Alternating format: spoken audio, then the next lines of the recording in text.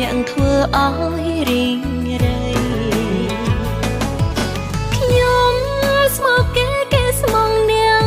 ផ្សេងឈឺហួថ្លៃស្មោះមិនដឹងខ្យល់អីគេ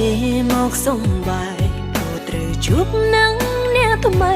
គឺអ្វីទុកឲ្យខ្ញុំសោកកា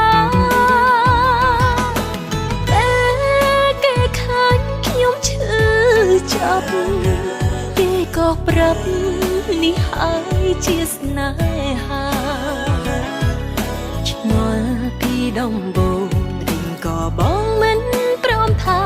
ដេញក៏ស